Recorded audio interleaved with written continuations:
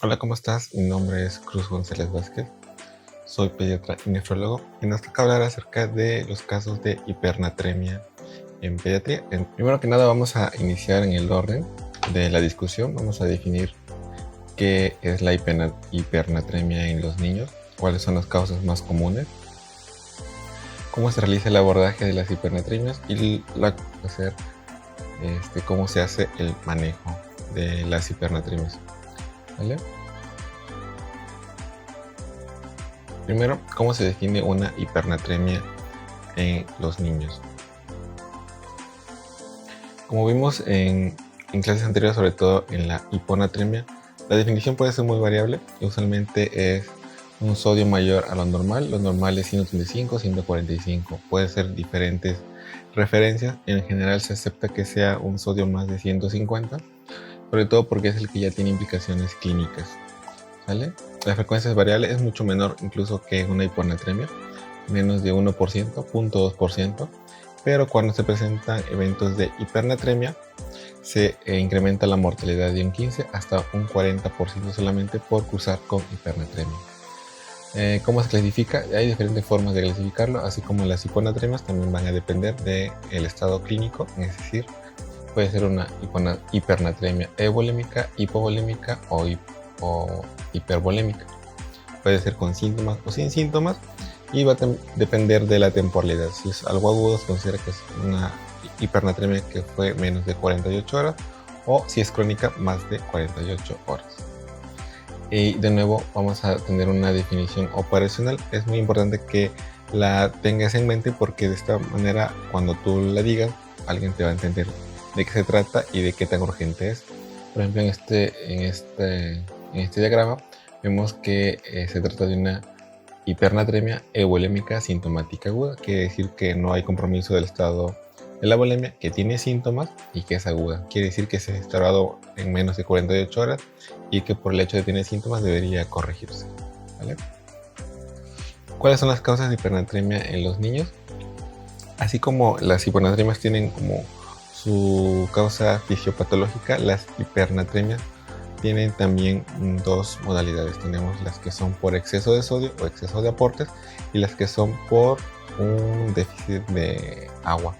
¿Vale? En este caso la pregunta que nos vamos a hacer es ¿dónde está el agua? Si falta agua es como si estuvieran cursando un periodo de deshidratación o que estuviéramos dando un exceso o un aporte elevado de sodio. ¿Vale? Entonces en los casos de exceso de sodio pueden ocurrir, por ejemplo, en los pacientes que la familia, el cuidador o el tutor esté preparando mal la fórmula y en vez de estar agregando sal a la leche, por ejemplo, a los lactantes, le está agregando, en vez de le está agregando azúcar, le está agregando sal. Entonces le está dando una solución muy osmolar por equivocación en la preparación. También tenemos los pacientes que fueron causa de los llamados casi ahogamientos. Esos pacientes que fueron al mar, en el caso de ellos, han ingerido demasiada sal, que también pueden cursar con hipernatremia por ingesta excesiva de agua de mar. ¿Vale? Y otros más como enemas salinos, enemas con soluciones con mucho sodio, ¿vale? Pacientes que tienen una concentración de sodio demasiado alta en su aporte, pues, puede ser, por ejemplo, ocurre muy frecuente en los pacientes que tienen TCE y les dan medidas antiedema. Ellos tienen mucho riesgo de ser hipernatremias por las soluciones tan osmolares más allá de lo normal como una medida antiedema. Los pacientes que consumen muchos alimentos muy salados o que están tomando poca agua, pues, o que están comiendo embutidos o que están comiendo papitas y chamoy. El chamoy prácticamente es pura sal y el hecho de estar consumiéndolo demasiado es un exceso de sodio. Y otros más que puede ocurrir también en los pacientes con diálisis, también puede ocurrir que ellos tengan hipernatremias por la diálisis. En los que son por pérdida de agua, pues es muy claro que son porque están perdiendo líquidos. Pueden ser de diferentes fuentes. Puede ser gastrointestinales, pueden ser cutáneas, renales o por baja ingesta de esto, ¿no? Gastrointestinales, pues de nuevo, las diarreas pueden ser hiponatremia o en este caso hipernatremia porque se está perdiendo prácticamente pura agua. ¿Vale? Pacientes con vómitos persistentes que son usuarios de colostomías, ileostomías o un trastorno de mala absorción intestinal, ¿no? Trastornos cutáneos, por ejemplo, que tengan fiebre, temperatura alta como nuestro medio, exposición al calor, ejercicio o los niños con quemaduras que han perdido la piel, la capa que nos permite contener líquidos, están fugando demasiados líquidos. Padecimientos renales como la diabetes insípida, que puede ser central o nefrogénica, y usuarios de diuréticos o que tienen un trastorno, una alteración tubular que les está generando pérdida incrementada de líquidos más que de sodio, pues también. Y de baja ingesta, pues son pacientes que tienen una alteración de su estado neurológico, que son dependientes de un cuidador, que no pueden ir por su cuenta por líquido, depende de qué tan bien estén cuidados por un adulto. Es decir, que el acceso a líquidos también puede ser una causa de deshidratación y de hipernatremia, ¿vale? Y en los casos de los lactantes, de nuevo, en ese caso de los aportes, va a depender de qué tan bien apego o qué tan bien esté efectuándose la lactancia materna. Ahora bien, ¿cuáles son las manifestaciones clínicas y de laboratorio? Así como ocurría en las hiponatremias, las manifestaciones van a depender de qué tan rápido se instaure el desequilibrio. Depende del valor y depende de la velocidad de instauración de la hipernatremia. Usualmente de 145 a 150 no hay síntomas. De hecho, un sodio de 146 prácticamente puede pasar desapercibido. Pero ya cuando se eleva más de 150, como veíamos en la definición, ya va a haber manifestaciones como taquipnea, debilidad muscular, irritabilidad, insomnio, letargia. Con un sodio más de 160 vamos a tener otras complicaciones neurológicas. Puede ocurrir que el cerebro se deshidrate tanto que genere hemorragia, edema cerebral y pues la muerte. Entonces recordarán o podrían tener en cuenta de esta forma de que las manifestaciones de los desequilibrios del sodio, tanto hipernatremia como hiponatremia, son trastornos o síntomas neurológicos, ¿vale? Ahora, ¿cómo se realiza el abordaje? Que va de la mano con qué estudios debemos solicitar. Pues como todos, tenemos que tener siempre mucho énfasis en la clínica. Como vimos, la definición o en la clasificación va a partir de la clínica, del estado de la bulimia. Entonces tenemos que definir en qué cuadro se encuentra. Hay que definir, por tanto, también la temporalidad, si es agudo o si es crónico. Y evaluar el mecanismo de compensación. Así como en las hiponatremias tú esperas una respuesta renal adecuada, también en los estados de hipernatremia debería tener una respuesta, si es adecuada o no es adecuada. Y sobre todo que el primer mecanismo que debería instaurarse en estados de hipernatremia o elevación de la osmolaridad plasmática, pues es el mecanismo de la sed, que es el primer mecanismo para que afectemos la ingesta de líquidos y pues no haya mayor elevación del sodio. Y en la evaluación física pues vamos a tener de nuevo pues datos de deshidratación principalmente, y como vimos en los síntomas pues son datos neurológicos, ¿vale?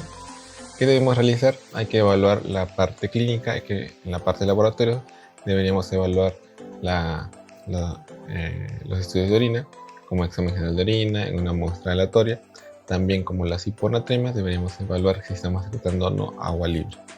Y en la parte sérica, pues química electrolitos, y osmolaridad sérica idealmente medida, así como una osmolaridad urinaria, idealmente también medida, no calculada por electrolitos urinarios. ¿Y a qué me refiero con la respuesta renal esperada? Respuesta renal esperada o adecuada. Me refiero a que si tú tienes un cuadro de hipernatremia, tú deberías efectuar una respuesta o tu riñón debería compensar esa hipernatremia. ¿Y pues de qué modo? De forma opuesta a lo que vimos en hiponatremias. En los estados de hipernatremia, tú esperarías que el agua debería intentar quedarse en tu cuerpo para diluirte y compensar ese exceso de sodio. Por tanto, la orina, a diferencia de los cuadros de hiponatremia, debería ser más concentrada y debería tener elevación, por tanto, de los electrolitos. Es decir, que al ver menos líquido en la orina, pues los elementos que siempre están, ahora parece que son más. Incrementas la densidad o disminuye el espacio en que están diluidos y pareciera que son más. Entonces tu respuesta renal esperada va a ser un sodio urinario y un potasio urinario que debería ser mayores incluso que el sodio plasmático, porque eso hablaría de que eso es lo adecuado, es lo que tú esperas de tu riñón, que te defienda de las hipernatremias disminuyendo la salida de agua libre, ¿vale? Y lo contrario, que tu tengas un sodio urinario o un potasio urinario menor al sodio plasmático, implicaría de que está saliendo demasiada agua libre y esa ya no es la respuesta que tú esperas. Tú esperas que el riñón deje de tirar agua para compensar el incremento de la osmolaridad, que son como los mecanismos de defensa. Entonces, aquí sería la pregunta: ¿quién tiene la culpa? ¿El riñón tiene la culpa o el riñón está haciendo lo que debe hacer para compensar esa hipernatremia? Si está sacando mucha agua libre, que se puede identificar por los electrolitos urinarios, por la osmolaridad medida de la orina, o por la densidad urinaria en una tira o un examen de orina, ¿vale? Si está elevada, pues eso es lo que debe pasar. Si está baja, eso no debería suceder. Que tengas una densidad urinaria normal o baja significaría que estás tirando agua libre, y en ese caso ahí sí el riñón tiene la culpa, ¿vale? Pero pues eso es lo que tienes que evaluar. Ahora, en cuanto al algoritmo, como vimos, hay dos causas de hipernatremia, que sea incremento o exceso de aportes, o disminución o pérdidas incrementadas de líquido. Entonces, en tu abordaje, en tu algoritmo, que es el que siempre les pongo, vamos a hacernos esa pregunta: ¿la hipernatremia es por incremento o exceso de aporte? Si la pregunta es sí, pues deberíamos quitar ese aporte, ¿no? Entonces, en el algoritmo, la primera parte es esa pregunta, y si es así, se trata de una hipernatremia con ganancia de sodio, o hipervolémica, o con líquido extracelular elevado. Pueden ser por agua de mar, por soluciones hipertónicas o hiperosmolares, o por diálisis hipertónica, porque también puede suceder. Si no es así, si no es claro eso, puede ser por otra causa. En este caso, pues la otra vertiente son las hipernatremias por pérdida de agua o baja ingesta. En este caso tenemos dos opciones: la que es oligúrica y la que no es oligúrica. Las oligúricas, pues eso es lo que tú esperas, de que en un estado de hipernatremia tu riñón responda reteniendo agua, y por tanto tu gasto urinario también va a disminuir porque no está sacando agua libre. Entonces ahí viene el ejemplo de que el sodio urinario y el plasmático son mayores al sodio plasmático. Esa es la respuesta que tú esperas, eso y que tenga oligúrica. Si es eso, nos encontramos en una hipernatremia hiperosmolar, pues, que tiene un líquido extracelular normal o bajo, ¿vale? O que significaría que puede cursarse con euvolemia o hipovolemia, ¿vale? Con pérdidas incrementadas de agua. ¿Cuáles son esos casos de nuevo? Pues fiebre elevada, diarrea, sudoración profusa, fístulas o situaciones de fístulas enterales, o que tenga hipodipsia primaria, o pues que sea lo mismo, que no hay una adecuada ingesta de líquido, o que depende de un cuidador que no está haciendo un adecuado trabajo en proporcionar o dar el acceso a los líquidos a ese paciente. Ese es como el caso de las hipernatremias oligúricas, o con la respuesta esperada, que el riñón, digamos, ahí no tiene la culpa. Por otro lado, las que no son oligúricas, entonces si tienes una hipernatremia que está en poliuria o que está orinando normal, eso no es lo que tú esperas. En este caso, de una hipernatremia que no es por aporte. Entonces, en esa respuesta no esperada, en la que tu sodio plasmático es mayor a tu sodio urinario y tu sodio y potasio urinarios, ¿vale? Tenemos dos opciones: la que tiene osmolaridad muy baja y la que no es tan baja. La que es exageradamente baja, ¿vale? Como si solamente tenemos una densidad urinaria por examen de orina o una tira, podría ser una densidad urinaria de 1,005 o menos, ¿vale? En ese caso, podría tratarse, en esa respuesta no esperada, de una diabetes insípida, ¿vale? Que eso es lo que trata, de una poliuria incrementada, o un gasto urinario incrementado, pues, en poliuria, y eso no es lo que te esperas en un estado de hipernatremia, ¿vale? En este caso puede cursar con euvolemia con líquido extracelular normal. Puede ser central o puede ser nefrogénica, ¿vale? Y en el diagrama les dejo pues muchas cosas de ambos, ¿vale? Y en la que no es una osmolaridad urinaria no tan baja, ¿vale? O que puede cursar con un líquido extracelular bajo o hipovolemia, usualmente pueden ser secundarios a los diuréticos o agentes osmolares, ¿vale? Puede ser manitol, puede ser glucosa o cualquier otro agente osmolar que genere poliuria, ¿vale? Entonces con este cuadrito que les pongo en la referencia o en la diapositiva, ustedes ya tienen como más o menos qué pensar. Pero básicamente van a partir de dos cosas. ¿Es por aporte? Pues por agua. Si es por aporte, pues usualmente ustedes lo pueden identificar fácilmente. Si no es por aporte y si el problema sí es el agua, la pregunta que tienen que hacerse es: ¿la respuesta renal es la adecuada o la respuesta renal no es adecuada? Si no es adecuada, tienen que ver si se trata, bueno, si es adecuada, usualmente debería cursar con oliguria. Pero si está orinando normal, eso no está bien, eso no es lo que tú esperas en estado de hipernatremia, ¿sale? De todas maneras, en el diagrama, si tienen dudas acerca de lo que les digo, lo pueden checar. Si no, el día de que haya revisión del tema, pues ya aclaramos esta parte.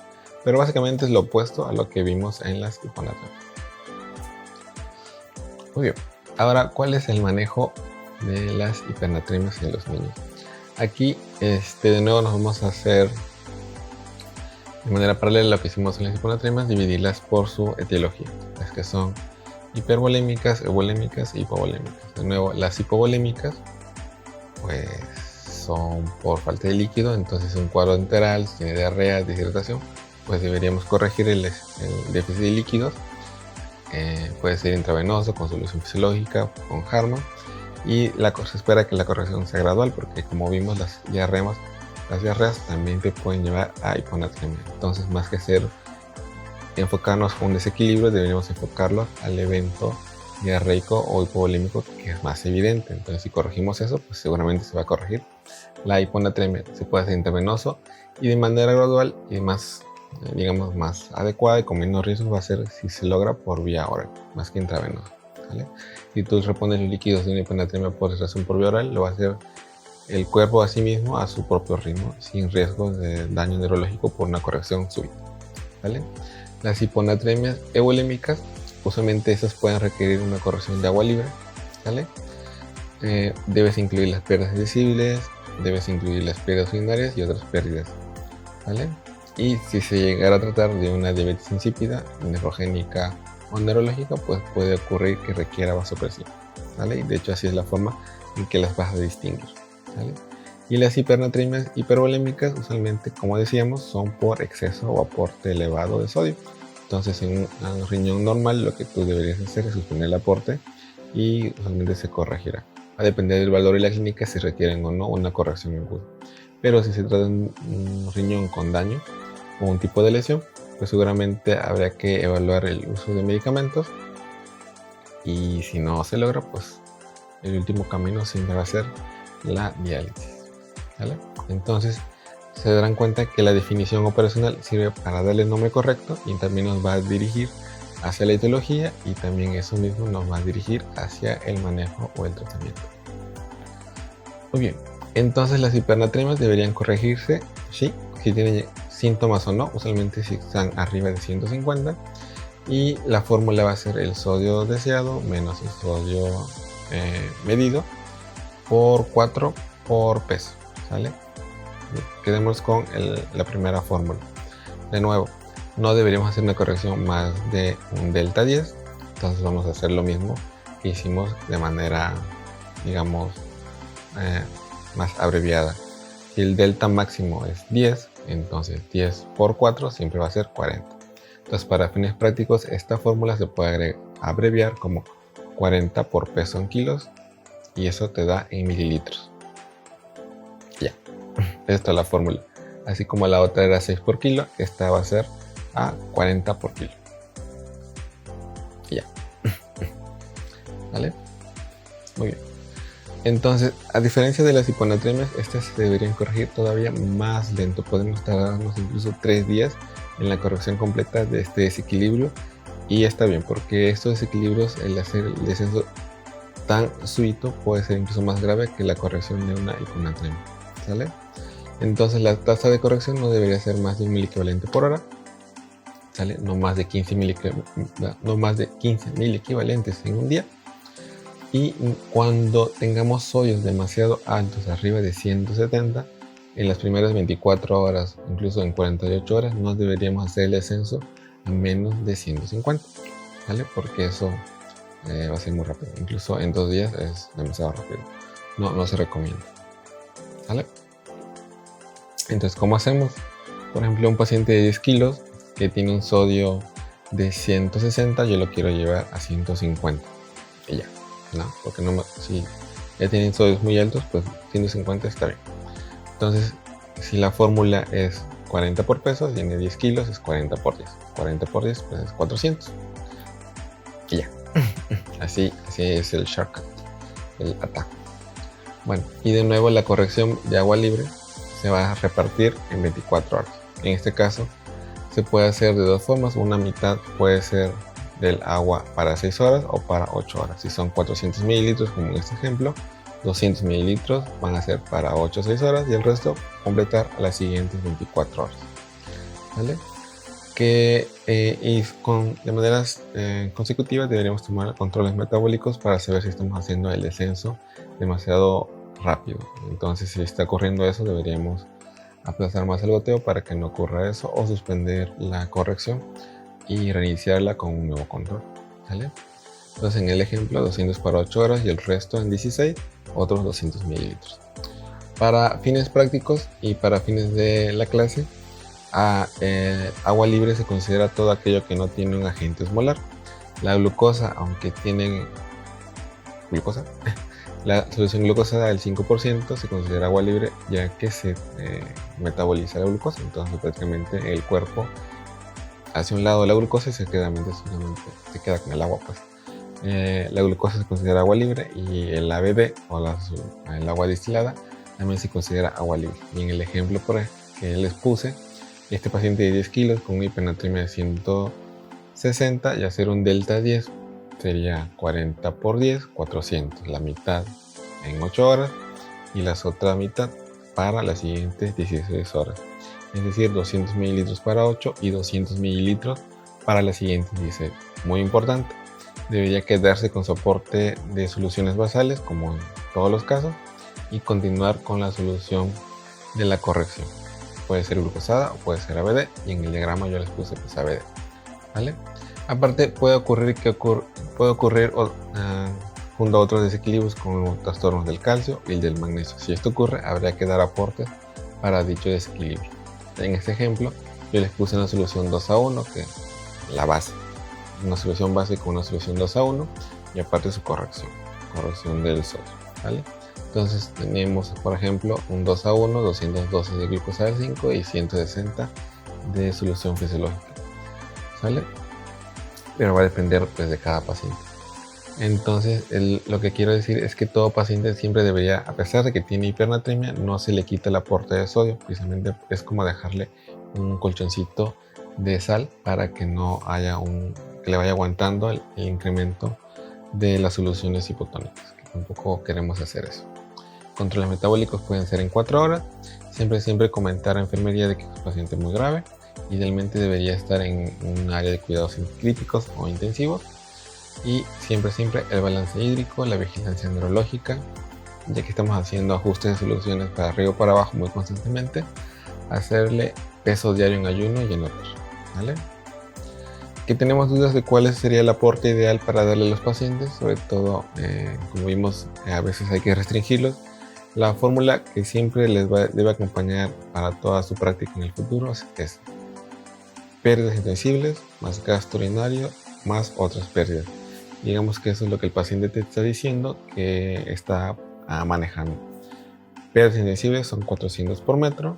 Su gasto urinario es lo que haya orinado en las 24 horas anteriores, junto con las otras pérdidas. Otras pérdidas me refiero a, puede ser por pérdidas incrementadas por fiebre, pérdidas por fístulas, pérdidas por estómago, vómitos, diarrea, todo lo que sean pérdidas agregadas o ventilador incluso, deberían agregarse. Es decir, las pérdidas basales, o mejor dicho, las pérdidas sensibles de toda la vida, 400 por metro, más lo que he orinado en el día anterior, más las pérdidas agregadas de otra fuente. ¿Vale? Y ese sería como el líquido que requeriría para las siguientes 24 horas. Independientemente de cuánto te dé, lo que tú debes hablar cada día es si ese aporte es suficiente o le sobra o le falta. ¿Vale? Siempre los líquidos siempre son dinámicos. Usualmente no deberíamos solamente copiar y pegar los del día anterior, sino evaluar si requiere menos, si requiere más o incluso suspenderlos para iniciar la vía oral. ¿Vale? Eso siempre se los digo. Muy bien. Y casos clínicos. Un paciente de 8 días que nació con 2,200 y llegó con pérdida de peso a 1,600. O sea, que perdió 600 gramos en 8 días.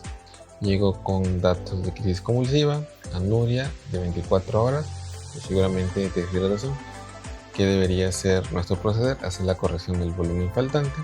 En este caso no te estoy poniendo cuánto tiene de sodio, ¿vale? Porque en este caso no nos preocupa el sodio, sino que obviamente es un caso de hipovolemia.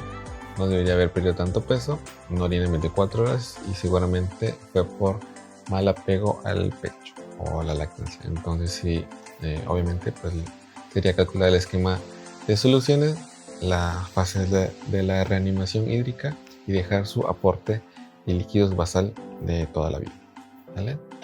Este otro ejemplo tiene un niño de 15 años de edad, postoperado de glioma de tallo, hace 12 horas, tiene controles postquirúrgicos con un sodio de 168, orina hace 80 mililitros por metro cuadrado y pesa 30 kilos. Entonces aquí lo que deberíamos hacer es calcular, seguramente tiene problemas por su patología de base, por la tumoración y por la manipulación postquirúrgica también puede haber generado una lesión central que le haya generado pues algo como diabetes, sobre todo porque estoy orinando demasiado bien para un sodio tan alto y eso no es lo que tú esperas, eso no es lo que debería ser tu riñón. Entonces en este caso pues si pesa 30 kilos, lo que es 40 por 30, eso son 1200, esos 1200 la mitad que son 600 para 8 horas y la siguiente mitad que son los otros 600 para la siguiente 16. Independientemente de la corrección, lo que tú debes agregar pues es sus soluciones basales, que son los que puse ahí, pues son un ejemplo, pero eso es como lo que debes analizar. Muy bien, entonces siempre en los episodios de hipernatremia debes evaluar el mecanismo de compensación. Si son pacientes que no tienen daño neurológico deben tener sed, eso es lo que tú esperas, y si no, pues puede ser que tenga una lesión central que les impida tener percepción de la sed. Después deberían ver si tiene una situación de ingresos de sal o de sodio altos o que están perdiendo demasiada agua libre por vía renal o fuentes no renales, ¿vale? La corrección debe ser muy gradual. Es peligroso que la hagamos demasiado súbita, no se debería corregir en menos de 24 horas, entonces podemos dar a 3 días y está bien, ¿sale? Y siempre mantener soluciones de base, eso no se debe quitar en ningún caso. Los controles deberían ser frecuentes, sobre todo para evitar el descenso tan brusco. Puede ser en 4 horas y va a depender también del estado del paciente, ¿vale? Muy bien, entonces espero que haya quedado pues claro y que las dudas que te hayan surgido